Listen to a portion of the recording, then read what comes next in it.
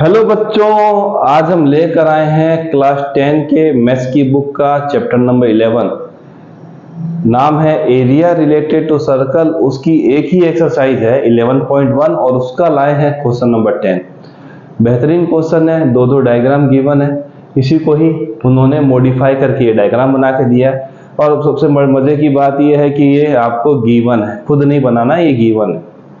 बनाना खुद से मतलब ऐसा नहीं कि एग्जाम में नहीं मिलेगा, यही मिलेगा और आपको आसानी से इसको सॉल्व कर देना है। बहुत छोटा सा सॉल्यूशन है, भले ही आपको बड़ा ही क्वेश्चन दिख रहा हो। तो चलिए वीडियो स्टार्ट करते हैं। मेरा नाम है गौरी शंकर माहेश्वरी और आप देख रहे हैं आपका अपना चैनल जीएसएम सर। क्वेश्चन में गिवन है an umbrella has 8 ribs which are equally spaced, see figure. Assuming, ये डायग्राम पहली लाइन का, दूसरे वाली लाइन के लिए दूसरा diagram. Assuming umbrella to be a flat circle of radius 45 cm, find the area between two consecutive ribs of the umbrella। मतलब जो आपके पास अम्ब्रेला है उसको उन्होंने कुछ इस तरीके से रिप्रेजेंट किया है, उसको फ्लैट सर्कल की फॉर्म में बांधकर, और बोला गया है इस अम्ब्रेला में जितनी भी रिब्स थी वो आपने यहाँ रिप्रेजेंट कर दी। टोटल 8 रिब्स थी जो आप यहाँ पर देख रहे हैं। बोला गया है कि जो भी रिब्स हैं अगर आप दो को लेके चलते हैं एक साथ तो उनके बीच में जो गैप है वो हरदम क्या रहेगा, सेम। अगर दो रिब्स के बीच में गैप सेम है इसका मतलब जो एंगल बनेगा वो भी क्या होगा, सब में इक्वल होगा। कहानी को ये समझिएगा कि मान लीजिए ये वाले से लेकर यहां तक जाते हैं, यहां से यहां तक, ये सब में क्या है, इन्होंने बताया कि इसका एरिया सेम है। तो अब एरिया सेम है तो सब एंगल कहां बनते हैं बच्चों, सेंटर से कंसीडर किए जाते हैं। और सेंटर पे एंगल कितना होता है, कंप्लीट एंगल 360 डिग्री। तो हमें क्या करना है, सिर्फ किसी भी दो कंसेक्यूटिव रिब्स के बीच का एंगल पता कर लेना है। अगर हमें किसी भी दो कंसेक्यूटिव रिब्स के बीच का एंगल पता चल गया तो वो क्या होगा, सबके साथ सेम ही होगा क्योंकि सबका एरिया सेम है। ऐसा क्वेश्चन में गिवन है। तो हम यहां पर आ जाते हैं सॉल्यूशन वाले पार्ट में और हम यहां लिख देते हैं सबसे पहले कि एक सेक्टर में दो कंसेक्यूटिव रिब्स के बीच में कितना एंगल आएगा, पहले वो फाइंड करते हैं। तो हम फाइंड करते हैं angle between two consecutive ribs. तो टोटल एंगल कितना होता है बच्चों, सेंटर पे 360 डिग्री, हम लिख देते हैं 360। और टोटल रिब्स कितनी है बच्चों, 8 है। तो मतलब अगर हम दो रिब्स के बीच में एंगल निकालना चाहते हैं तो हम किससे डिवाइड कर देंगे, 8 से डिवाइड करेंगे। लीजिए 8 से डिवाइड कर दिया, जितनी रिब्स है उससे डिवाइड कर दीजिए। तो हमें मिल जाएगा यहाँ पर 4 और 5 मिल गया बच्चों 45 डिग्री। ये 45 जो मिला है वो पर्टिकुलर एक सेक्टर का मिल गया। यहां पर हम एरिया ही लेके चल रहे हैं, ये देखिए दोनों के बीच में लेके चलेंगे तो पूरा क्या है बच्चों, एरिया है। पर हमें जो एंगल मिला है वो तो कंसीडर हो गया 45। अब फाइंड करना है इस एरिया को, तो एरिया हमें किस फॉर्म में दिख रहा है, एक सेक्टर की फॉर्म में दिख रहा है।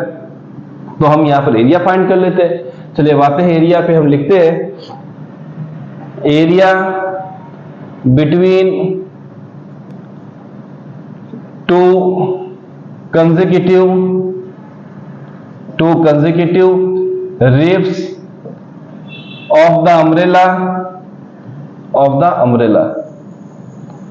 किसके बराबर होगा बच्चों, एरिया ऑफ सेक्टर हो जाएगा, एरिया ऑफ सेक्टर।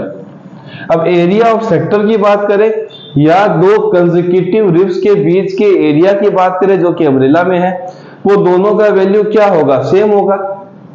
फॉर्मूला क्या होता है बच्चों, θ/360 multiply by pi r square. Theta कितना है आपके पास दो रिब्स के बीच में, 45 डिग्री, लिख देते हैं 45 डिग्री। डिवाइड में फिक्स है 360 मल्टीप्लाई पाई की वैल्यू क्वेश्चन में गिवन ना हो तो 22/7, 22/7। आर की वैल्यू गिवन है, रेडियस कितना है बच्चों 45, 2 बार 45 लिख देते हैं। चलिए ठीक है। अब क्या होगा बच्चों, हम कट करते हैं इसको इससे, तो हमें मिल जाएगा 45 की टेबल में अभी तो हमने सॉल्व किया है, 360 को 8 से डिवाइड किया तो 45 आया। अब अगर उल्टा कर देंगे 360 को डिवाइड करेंगे 45 से तो कितना आ जाएगा 8, तो यहां पर आ जाएगा नीचे 8 आ जाएगा। ठीक है सर, यहां आ जाएगा 4 2 जा, यहां 11 2 जा। अब आगे कुछ कट होने वाला नहीं क्योंकि 4 की टेबल में कोई कट नहीं होगा, 7 की टेबल में भी कोई कट नहीं होने वाला। तो हमें मिल जाएगा 11 × 45 × 45, 11 मल्टीप्लाई बाय 45 मल्टीप्लाई बाय 45, और डिनोमिनेटर में 4 इंटू 7, हम यहाँ लिख देते हैं 4 इंटू 7। अब हम ऊपर जो भी नंबर है उसको मल्टीप्लाई कर लेते हैं।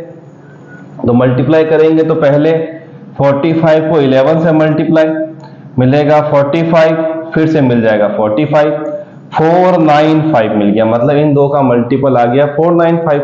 अब 45 से मल्टीप्लाई और कर लेते हैं, ये लीजिए 45, तो 5 5 25, 2 मिल गया, 5 9 45 और 2 47, 4 मिल गया, 5 4 20 और 4 24, 4 5 20 मिलेगा 0, 2 कैरी, 36 और 2 38 मिलेगा 3, 16 और 3 19, 5 7, यहां पर 2, यहां पर 2 और यहां पर भी 2 मिल जाएगा आपको मल्टीपल में 2 2 2 7 5, 22,275 आपको मिला है न्यूमरेटर का मल्टीपल, और मिलेगा डिनोमिनेटर में 4 7 28।